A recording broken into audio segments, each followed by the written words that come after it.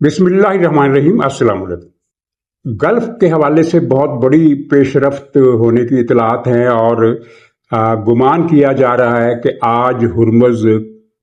को खोल देने के बारे में कोई अहम ऐलान हो सकता है। ये तो शायद मुश्किल है कि आज ही खुल जाए, लेकिन इस तरफ पेशरफ्त हुई है और इस हवाले से पाकिस्तान के फील्ड मार्शल का दौरा ईरान एक अहम जरिया बना है, जिसके तहत दो तरफा फौरी पैगाम रसानी हुई है और इन पैगामात में क्या कहा गया और दूसरी डेवलपमेंट्स क्या हुई हैं, इस पर हम बात करेंगे। और साथ ही यमन में कोलिशन फोर्सेस ने हौसियों पर अपना दबाव बढ़ाया है और ताज़ा मार्का आराई में इनके 32 कमांडर और कमांडो मारे गए हैं, जबकि एक बड़ी तादाद में इनके लोग जख्मी भी हुए हैं। पाकिस्तान में इस्लामाबाद की यूनिवर्सिटी, सरहद यूनिवर्सिटी, जिसे मैं भुल्लर यूनिवर्सिटी का नाम दूंगा क्योंकि उसके मेयार तालीम और सिस्टम के हवाले से जो रिपोर्टें आई हैं वो इसी तरह की हैं कि ये यूनिवर्सिटी दरअसल एक नाम नहाद यूनिवर्सिटी है और इसमें जो कर्नल साहब कल तक जालिम नजर आ रहे थे, अब पता चला है कि दरअसल वो तो मजलूम थे और इसमें एक गैंग मुलव्वस था। इस गैंग के खिलाफ एक्शन हुआ है और एक टर्म में इस्तेमाल करूंगा, पीटीआई का मॉडल। पीटीआई के कुछ टॉप मॉडल बॉय गिरफ्तार हुए हैं इस्लामाबाद से। इस पर भी हम बात करेंगे, बल्कि पहले इसी भुल्लर यूनिवर्सिटी पर बात कर लेते हैं। परसों तक तो ये खबर थी कि कर्नल असफंद यार ने ज्यादती की, तलबा पर हाथ उड़ाया, उनको लाठी से, अपनी स्टिक से मारा और फिर जवाब में मुश्तिल तलबा ने उन पर हमला कर दिया। और इसके बाद फिर एक मुहिम चलती हुई हमने देखी जो इस कर्नल के खिलाफ नहीं थी बल्कि पाकिस्तानी फौज के खिलाफ थी। और पीटीआई के सोशल मीडिया ने ये वीडियो अपलोड की कि पाक फौज दहशतगर्द, पाक फौज दहशतगर्द। इस वाक़े की फिल्म बनाकर, वीडियो बनाकर इन्होंने शेयर की और ये नारे लगवाए गए और इनको सुनवाया गया। और फिर एक पूरी कैंपेन चली जिसमें कर्नल को एक खातून पीटीआई के एक्टिविस्ट ने तो बेगैरत की गाली भी दे दी अपने विलाग में, यानी हद कर दी। तो अब उसकी सारी तफसील सामने आ चुकी है कि वाकया हुआ क्या था और कर्नल जिसके खिलाफ फौज ने कार्रवाई शुरू कर दी है, लेफ्टिनेंट कर्नल असफंद यार, दरअसल कसूरवार नहीं पाए गए। और सोशल मीडिया की ये एक ख़ास खुसूसियत है कि वो अधूरी तस्वीर पेश करके लोगों को कायल कर देता है कि ये मामला इस तरह से हुआ है, लेकिन अगले ही दिन जब पूरी तस्वीर सामने आती है तो पता चलता है कि किस तरह लोगों को गुमराह किया गया, किस तरह लोगों को धोखा दिया गया। सारी कहानी की तफसील अब सबके सामने आ चुकी है। मैं सिर्फ रिकॉर्ड के लिए उसका खुलासा बताता हूँ कि एक डॉक्टर जदौन है कोई, जो इस यूनिवर्सिटी के अलाइड हेल्थ सेंटर का सरबराह है और उसके बारे में तालिबात को हरासा करने और औरतों के बारे में गंदी गुफ्तगू करने के इल्ज़ामात हैं। और इस हद तक वो उड़िया गुफ्तगू करता है कि किसी जाती हुई खातून या लड़की को देखकर वो अपने साथियों को कहता है कि ये लड़की अगर मेरे काबू में आ जाए तो मैं इसके साथ इस तरह से करूंगा। ये इस तरह की गुफ्तगू करता है और हर लड़की के बारे में गलीज गुफ्तगू करता है। इसने अपना एक तलबा का गैंग बनाया हुआ है यूनिवर्सिटी में, जिसके उस गैंग की बुनियाद पर ये पूरी यूनिवर्सिटी को इसने जरमाल बना रखा है।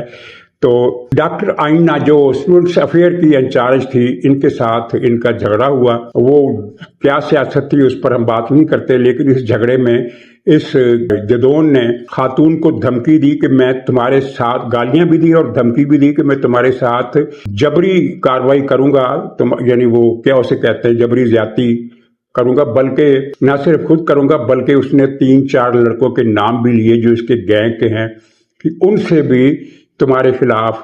इज्तिमाई मुजरमाना इकदाम करवाऊंगा। तो ये धमकी दी, जिसके बाद वो खातून चली गई थाने। उन्होंने दरख्वास्त दे दी थाने में, तो पुलिस ने जदौन साहब को बुलवा लिया और वहाँ जब इनको पता चला कि मेरे खिलाफ तो FIR भी हो सकती है तो उनकी हवा निकल गई। इसने वहाँ पुलिस अफसरों के सामने माफ़ी मांगी, लिख कर दिया माफ़ीनामा। तो जिस पर ये जो डॉक्टर आइमा हैं آئینہ ان کا نام ہے، کچھ لوگ کہتے ہیں کہ اینا نام ہے. تو ڈاکٹر آئینہ نے ان کی معذرت قبول کر لی اور کہا کہ ٹھیک ہے میں FIR نہیں کرواتی. لیکن واپس آ کر جب ڈاکٹر جدون کو پتا چلا کہ میرے خلاف یونیورسٹی نے ایک انکوائری شروع کروا دی ہے، تو اس نے اپنے طلبہ کے گینگ کو کہا کہ یونیورسٹی کو کل تالے لگا دینا اور کسی کو اندر نہیں گھسنے دینا، لاٹھیاں اور ہتھیار لے کر یونیورسٹی آنا. ہم نے یہ کہا. اچھا، یہ گینگ جو ہے یہ خود بھی مجرمانہ کارروائیوں کے لیے مشہور ہے، بد اخلاقی، بدتمیزی، اور سب سے بڑی مجرمانہ کارروائی ان کی یہ ہے کہ یہ کوئی کلاس اٹینڈ نہیں کرتے، کسی امتحان کی تیاری نہیں کرتے، لیکن یونیورسٹی انتظامیہ کی ملی بھگت سے یہ امتحان دیتے ہیں اور ان کو پرچے بڑے بنائے مل جاتے ہیں اور یہ امتحان پاس بھی کر لیتے ہیں. یعنی کہ بھلڑ یونیورسٹی کا سارا بندوبست اس یونیورسٹی میں موجود ہے. تو ان طلبا نے وہی کیا. اگلے دن انہوں نے یونیورسٹی کی تالہ بندی کر دی اور ڈاکٹر، خاص طور پر ان کے ڈپارٹمنٹ کی ڈاکٹر آئینہ کے، اور ان کو اندر جانے نہیں دیا. اور نہ صرف یہ کہ اندر جانے نہیں دیا بلکہ ان کو محاصرے میں لے لیا. اور ایک لڑکا جو جدون کا خاص گرگا ہے اور PTI کا زبردست ویل نون ورکر ہے، شہرجار، اس نے خاتون کے گریبان پر ہاتھ ڈال دیا اور ان کو دھکا دے کر نیچے گرا دیا اور پھر یہ کہا کہ آج ہم سب لوگ تمہارے ساتھ اجتماعی زیادتی کرنے والے ہیں. یہ کہا. اس پر صورتحال خراب ہوئی. پولیس آ گئی، لیکن پولیس کے صرف 5 یا 6 آدمی تھے، وہ کچھ نہ کر سکے. یہ بھی اسلام آباد انتظامیہ اور اسلام آباد پولیس کی نااہلی تھی کہ یونیورسٹی میں حالات پر قابو پانے کے لیے کتنے آدمی جا رہے ہیں، 4 یا 5. اس کی تو الگ سے انکوائری ہونی چاہیے کہ یہ کیسی پولیس انتظامیہ ہے کہ ایک بلوے کی سی صورتحال ہے، ایک بدامنی کی سی صورتحال ہے، اور وہ یونیورسٹی میں 4 آدمیوں کو بھیج رہے ہیں جیسے وہاں کچھ 2 افراد کی لڑائی ہو گئی ہے اور ان کو چھڑوانا مقصد ہے، جبکہ وہاں ایک ہجوم تھا اور اس ہجوم کی تعداد بہت زیادہ نہیں تھی. اگر آپ ان کے ویڈیو کلپ دیکھیں جو سوشل میڈیا پر چل رہے ہیں تو ارد گرد کچھ لوگ کھڑے ہیں تماشائی کے طور پر، اور جو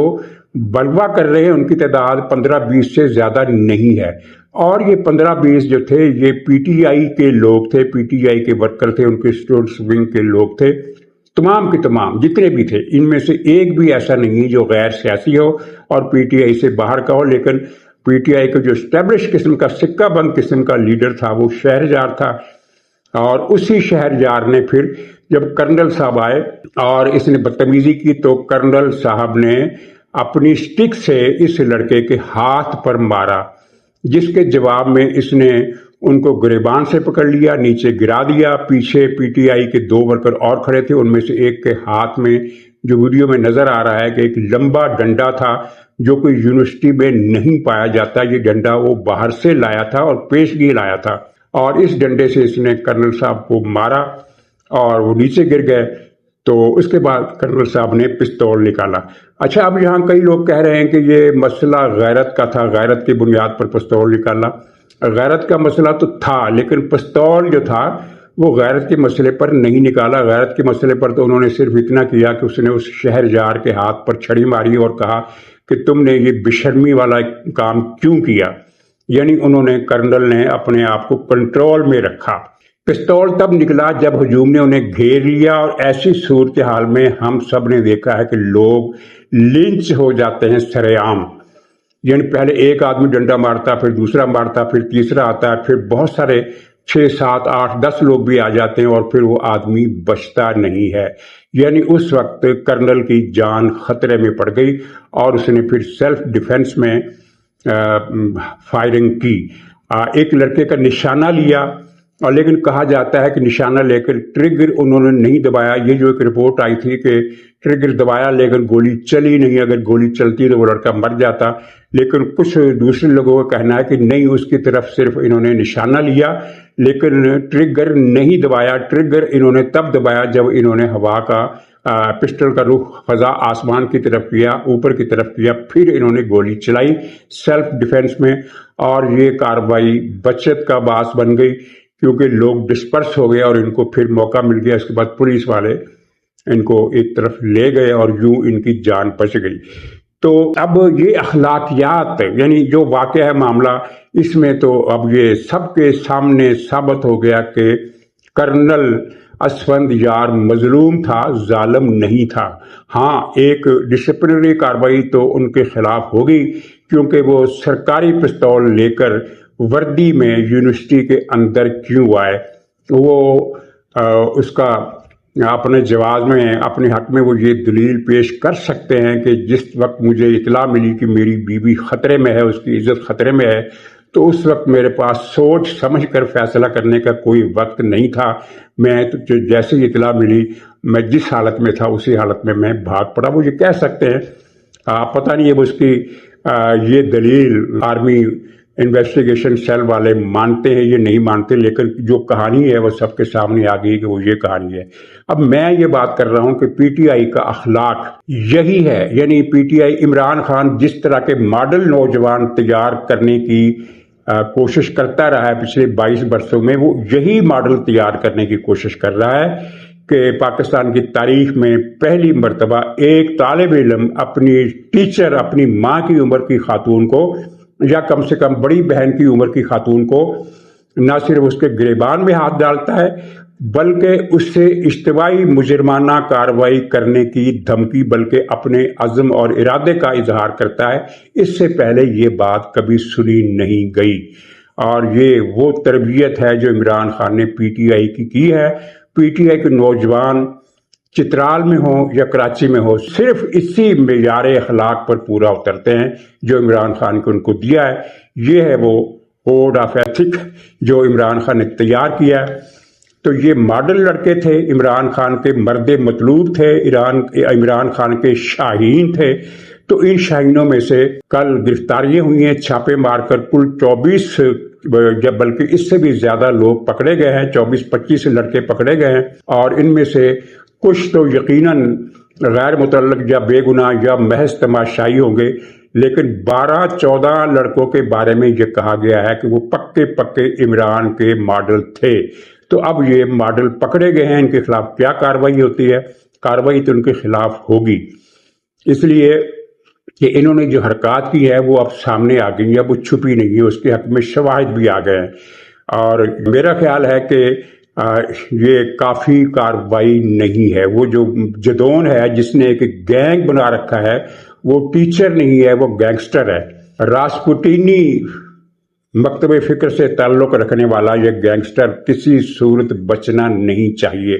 اور اس قسم کی پرائیویٹ یونیورسٹیوں کو جہاں تعلیم کا یہ حال ہے کہ جو سارا سال کلاس اٹینڈ نہیں کرتے، جو کتاب کو کھول کر پڑھتے نہیں، وہ باجماعت امتحان پاس کر لیتے ہیں، تو یہ کیسے ہوتا ہے اس ملک میں؟ تو اس ملک نے ایک آگے چل کر کیا ترقی کرنی ہے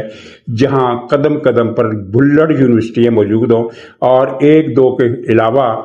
پاکستان میں جتنی بھی پرائیویٹ یونیورسٹیاں ہیں بڑی بڑی، جن کی لاکھوں میں فیسیں ہیں، جن کے ایکڑوں میں کیمپس ہیں، اور پورے پنجاب میں ان کی برانچیں ہیں، ان سب کا تعلیمی معیار اسی طرح کا ہے جس طرح کے پشاور کی اس بھلڑ یونیورسٹی کا اسلام آباد کے کیمپس میں سامنے آیا ہے۔ تو ان پر کوئی کارروائی ہوگی؟ ظاہر ہے کہ نہیں ہوگی، کیونکہ یہ زیادہ تر پنجاب میں ہیں، اور پنجاب حکومت ان تعلیمی اداروں کی سرپرست ہے، جو کہ ایک یونیورسٹیوں کے بجائے پکنک سپاٹ بلکہ ڈیٹنگ سپاٹ زیادہ ہیں اور یونیورسٹیاں کم ہیں۔ تو خیر، جس پر کچھ ہونا نہیں اس پر مزید بات کرنے کی ضرورت بھی نہیں ہے۔ اچھا، ایران میں آپ کے سامنے ہے کہ فیلڈ مارشل صاحب تہران گئے، وہاں جا کر انہوں نے ایک فہمائش کی، اور میرا خیال ہے کہ آخری فہمائش تھی جس میں ایران کو بتایا گیا کہ اگر آپ ہرمز کو کھول دیں تو آپ کی بچت ہو سکتی ہے، اور امریکی پابندیوں کا اشارہ بھی دیا ہوگا کہ امریکی پابندیاں، جو نئی پابندیاں ہیں، یہ کیا پیغام لے کر آ رہی ہے۔ اور ٹرمپ نے کہا ہے کہ یہ ان کی شرک کاٹنے والی پابندیاں ہیں، اور بالکل صحیح کہا ہے۔ اور ایرانی حکومت، ایرانی پاسداران کو بھی اچھی طرح اندازہ ہے کہ اب جو پابندیاں لگی ہیں وہ ایران کی دم توڑتی تڑپتی عالم نزا میں مبتلا معیشت کے لیے چھری کے وار سے کم نہیں ہوں گی، کیونکہ جو رہے سہے تعلقات تھے امریکہ کی ان پابندیوں سے وہ بھی ختم ہو جائیں گے۔ چین کو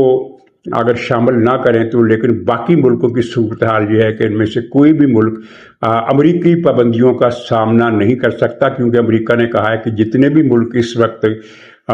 ایران سے تعاون کر رہے ہیں، اور ان میں آپ کو علم ہے کہ پاکستان بھی شامل ہے، ان میں عراق بھی شامل ہے، ان میں انڈیا بھی شامل ہے، ان میں ترکمانستان بھی شامل ہے، ان میں عمان بھی شامل ہے۔ تعاون سے مراد یہ ہے کہ دو طرفہ تجارت بہرحال ان ملکوں کی جاری ہے، روس کے ساتھ بھی ہے۔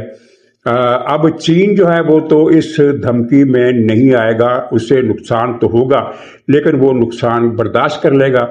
کیونکہ اس کی معیشت بہرحال بڑی ہے، لیکن باقی ملک یہ امریکہ کی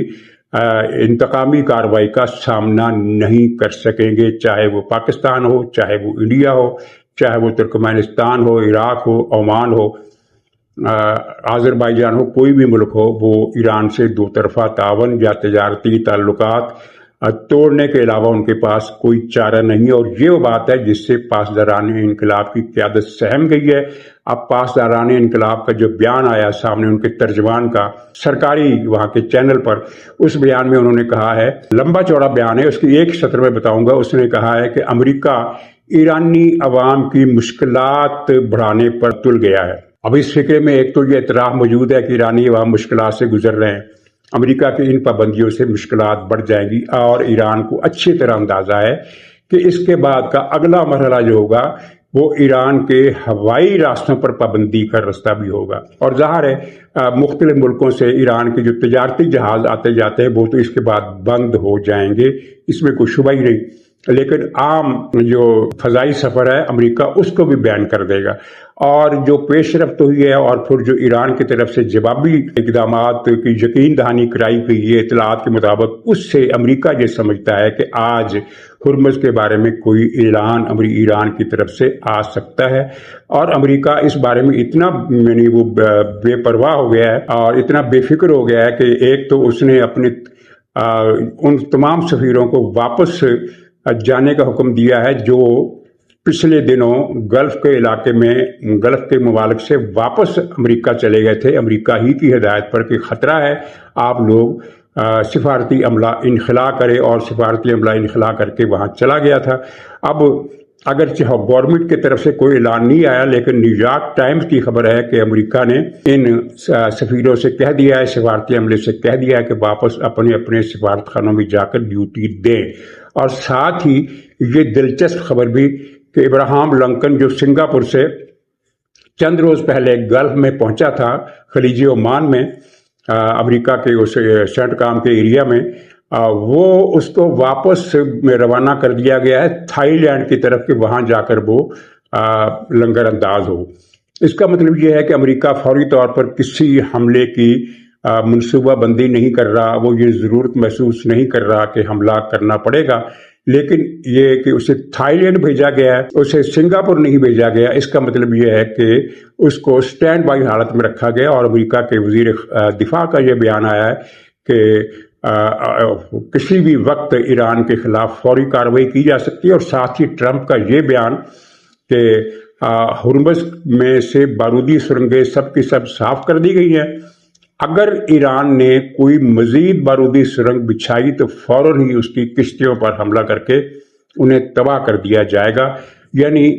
بڑے حملے کی دھمکی نہیں دی کہ اس کے جواب میں ایران پر کوئی بڑا حملہ کیا جائے گا، بلکہ محدود ٹارگیٹڈ کارروائی کی دھمکی دی گئی ہے، یعنی جو کشتیاں بارودی سرنگیں بچھاتی ہوئی پکڑی جائیں گی ان کو ہم تباہ کر دیں گے۔ اور پھر ساتھ ہی ایران کی جو معاشی صورتحال ہے اس پر ٹرمپ نے یہ بیان دیا کہ ایران اپنے فوجیوں کو تنخواہیں دینے کے قابل نہیں رہا۔ اچھا، یہ بیان کوئی انکشاف نہیں ہے، یہ خبریں بہت پہلے سے آ رہی ہیں، اور میں نے بھی بار بار اپنے بلاگ میں کا ذکر کیا کہ ایران کے سرکاری ملازموں کو بھی تنخواہیں نہیں مل رہی۔ اور صدر پزشکیان کا جو تازہ ترین بیان ہے وہ کیا ہے، جو کل ہی شام انہوں نے دیا ہے، انہوں نے کہا ہے کہ امریکہ مشکل میں پڑی معاشی صورتحال کے پیش نظر ایرانی عوام کی بے چینی کو اپنے حق میں استعمال کر سکتا ہے۔ اس کا مطلب یہ ہے کہ حکومت کو پوری طرح علم ہے کہ عوام کے اندر بے چینی ہے۔ ظاہر ہے جب ان کو ایک وقت کی روٹی بھی نہیں مل رہی تو وہ کیا کریں گے، وہ بے چین ہوں گے، وہ یا تو مر جائیں گے یا کسی کو مار دیں گے، یا یہ دعا کریں گے کہ یہ جنگ ختم ہو، صورتحال بہتر ہو۔ حالت وہاں کی اچھی نہیں ہے، اور صدر پزشکیان تو ایران کے اندر کا آدمی ہے، اور کچھ عرصہ پہلے تک پاسداران انقلاب پزشکیان کی تعریفیں کیا کرتے تھے۔ تو اب پاسداران کا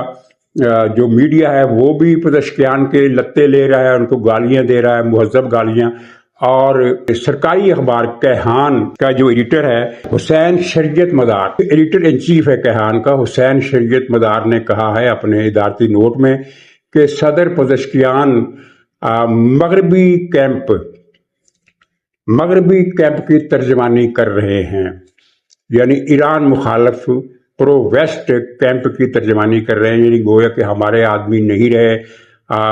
خمینی کی ریڈ لائن پر چلنے والے آدمی نہیں رہے، بلکہ وہ مغربی کیمپ میں چلے گئے ہیں، یورپ امریکہ کے کیمپ میں چلے گئے ہیں۔ یہ کیہان انٹرنیشنل جو ایران کا سرکاری اخبار ہے اس کے ایڈیٹر ان چیف حسن شریعت مداری کا ایڈیٹوریل نوٹ ہے۔ اس سے بھی آپ اندازہ کر سکتے ہیں کہ ایران کے اندر مختلف دھڑے الگ سوچ رکھتے ہیں اور اپنی سوچ پر پوری شدت سے قائم ہے، جس کی وجہ سے مسئلہ حل ہوتے ہوتے پھر نہ حل ہونے کی طرف بڑھ جاتا ہے۔ تو اب کیا ہوگا، یہ آج شام تک کچھ نہ کچھ خبر اس کی آ جائے گی کہ وہاں کیا ہونے والا ہے۔ اچھا، ادھر یمن میں کولیشن فورسز نے اپنا دباؤ بڑھا دیا ہے، اور اس کے ساتھ ایک انٹیلیجنس رپورٹ اور بھی ہے۔ یمن میں مختلف مقامات پر سرکاری فورسز نے حملے کیے ہیں، ڈرون حملے بھی کیے ہیں، توپ خانے سے بھی حملے کیے ہیں، کچھ 6-7 مقامات پر انہوں نے ایکشن لیا ہے، بڑا آپریشن کیا ہے، اور اس میں حوثیوں کے 32 کمانڈر اور کمانڈوز مارے گئے ہیں، بہت سے لوگ زخمی ہوئے ہیں، ان کے ہتھیاروں کے کچھ ذخیرے بھی تباہ ہوئے ہیں، مثلا ملٹری کانوائز پر جو حوثیوں کے کانوائے ہیں ان پر حملے ہوئے ہیں، کئی کانوائے اڑائے گئے ہیں، اور ان میں ہتھیار تھے یا دوسرا ساز و سامان تھا وہ اڑائے گئے، ان کا نقصان ہوا ہے۔ اور انٹیلیجنس اطلاعات یہ بتاتی ہیں کہ نہ تو ایران اور نہ ہی حوثی کوئی بڑا حملہ کرنے کے قابل رہے ہیں۔ آپ نے دیکھ لیا ہوگا کہ کشیدگی کے سخت ترین دنوں میں بھی اب صورتحال یہ ہے کہ حوثی 3-4 دن آرام کرتے ہیں اور 5ویں دن ایک میزائل کسی جہاز پر یا ایک میزائل سعودی عرب کے کسی ایئرپورٹ کی طرف داغ دیتے ہیں، وہ لگے نہ لگے، ٹارگٹ ہٹ ہو نہ ہو، لیکن وہ داغ دیتے ہیں، اس سے زیادہ ان کی طاقت نہیں۔ حزب اللہ کا تو مکو اچھی طرح ٹھپ دیا گیا ہے، لبنان کی حکومت ان کے خلاف خود ایکشن میں آ گئی ہے، جو اس سے پہلے ناقابل تصور بات تھی کہ لبنان کی کوئی حکومت حزب اللہ کے خلاف کارروائی کرے گی، لیکن لبنان کی حکومت نے پچھلے 15 دنوں میں حزب اللہ کے آپریشنل ایریاز پر قبضہ کر لیا ہے۔ لیکن آپریشنل ایریاز پر قبضے کا مطلب یہ نہیں ہے کہ ان کی سرنگیں، ان کے اسلحہ کے گودام اور ان کی خفیہ کمین گاہیں جسے کہتے ہیں، ان پر بھی لبنانی فوج نے قبضہ کر لیا ہے۔ کسی جگہ وہ لوگ ان کے قابو آئے ہیں، کسی جگہ ان کے قابو نہیں آئے، لیکن ایریا جو ہے وہ انہوں نے حزب اللہ کے قبضے سے واگزار کر لیا ہے۔ یہ بھی اپنی جگہ ایک بڑی بات ہے، اور لبنان کی طرف سے تو اب ایران کو کوئی ٹھنڈی ہوا آنے سے رہی، البتہ حوثیوں کی طرف اس کی کچھ امیدیں قائم ہیں، اور رپورٹیں یہ ہے کہ حوثیوں کی قوت بھی پہلے جیسی نہیں رہی۔ ظاہر ہے اتنی طویل ناکہ بندی، کل صبح کی خبر ہے کہ حوثیوں کو ہتھیاروں کی فراہمی کرنے والے 2 جہاز ہتھیاروں سمیت پکڑے گئے ہیں۔ یہ جہاز بھارت کی طرف سے آ رہے تھے، اب یہ پتہ نہیں کہ ان میں ہتھیار بھی بھارتی تھے، یعنی یہ بھارتی حکومت ہتھیار بھیج رہی تھی، یا کوئی نیٹ ورک دوسرا ہے جو انڈیا سے یہ ہتھیار لے کر شمالی یمن کی طرف جا رہا تھا۔ 2 جہاز تھے، یہ 2 چھوٹے جہاز، تو یہ 2 چھوٹے جہاز بہرحال قابو کر لیے گئے، اور ان میں لدا ہوا اسلحہ بھی ضبط کر لیا گیا۔ تو ناظرین اجازت دیجیے، انشاءاللہ اگلے ولاگ میں پھر ملاقات ہوگی، تب تک کے لیے خدا حافظ۔